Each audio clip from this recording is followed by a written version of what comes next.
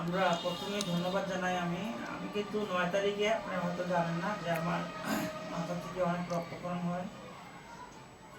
সামাজিক যোগাযোগের মাধ্যমে এটা ব্যাপক একটা আলোড়ন সৃষ্টি হয় এবং আমাকে দেখার জন্য, নামটা বলো, সঙ্গীতা ভূমিক দাদা প্রকাশ ভূমিক, ওনারা অনেক দূর থেকে, ওরা বিদ্যাবিল এখান থেকে প্রায় ৩৬ কিলো নাকি, এবং যাতায়াত যোগাযোগ খুব খারাপ।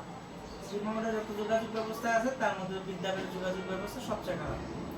তো এর জন্য আমরা উপজেলা প্রশাসন মহোদয় গত বছর এই যে আমাদের এখানে 23 নম্বর ওনাদের নাম আছে, 18 লক্ষ টাকা একটা বরাদ্দ রাস্তা সেকশন করা হয়েছে। তো আশা করি সেটা যদি পাস হয়, ওনাদের ছোট বিদ্যাবিল হোক আর বড় বিদ্যাবিল হোক, এখানে একটা রাস্তা হবে, 2টা রাস্তা, এবং এই কাগজটা আপনাকে দিচ্ছি। আর এটা হচ্ছে আপনার শিক্ষাবৃত্তি।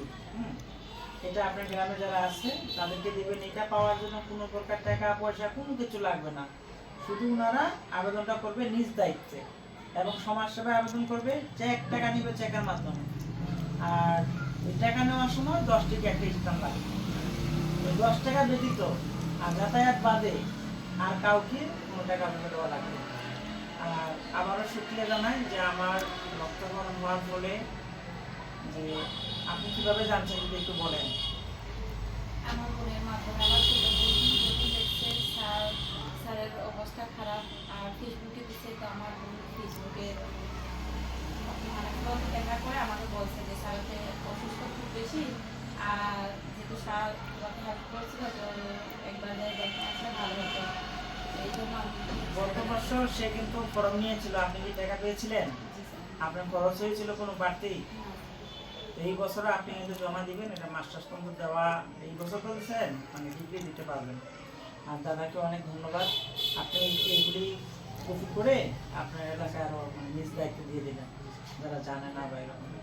তো যারা আমাকে দাদা একটু বলেন, আপনি যে আসলেন। সবাইকে ধন্যবাদ যারা লাইভে আছে। তো আমার রিলেটিভ আর কি, আমি এমনি বলবো আর কি, স্যার অসুস্থ, কিন্তু স্যারকে করতে আসে। তো স্যার, আমার স্যারের সাথে কথা বলে অনেক ভালো লাগবে। স্যার অনেক ভালো মানুষ। তো আপনারা সবাই স্যারের জন্য প্রার্থনা করবেন যাতে স্যার খুব শীঘ্রই সুস্থ হয়ে আসে। আচ্ছা, আমি এখন একটা ইম্পর্টেন্ট টপিক বলবো, আপনারা দুজন একই উত্তর দিবেন। যেই কারণে 4 বছর আগে আমার বেতন বন্ধ করেছে, গভর্নমেন্টই বন্ধ করেছে একজন সচিব স্যার। এই টপিকটা আপনাদের জন্য। আপনারা যেখানে আছেন, আপনি যে বাড়িতে আছেন, ওই বাড়িটা তো আপনার মানে আপনার কার? চা বাগানে আপনার নামে কোনো জায়গা আছে? এই আপনার নামে জায়গা আছে? এখন যদি আজকে আপনি বাগানে আপনার বাপ মা কাজ না করে, আপনাদের পরিবার বড় হয়, জায়গা না থাকে, তাহলে আপনি কোথায় যাবেন? আমাকে এক সচিব স্যার প্রশ্ন করেছিল যে চা বাগানের জায়গা ভূমি সম্পদ, তখন আমি বলছিলাম খাসিয়া, গারো, ত্রিপুরা 4 জনগোষ্ঠী ভূমির অধিকার চায়, অন্যথায় লিজ চায়। লিজ হলেও তারা সেটাকে সরকার ট্যাক্স দিবে। তো এই জায়গাটা যদি আপনাদের হতো বা সরকার দেয়, আপনাদের লাভ না আমার লাভ, বলেন তো? আপনাদের ভূমি আছে এখন?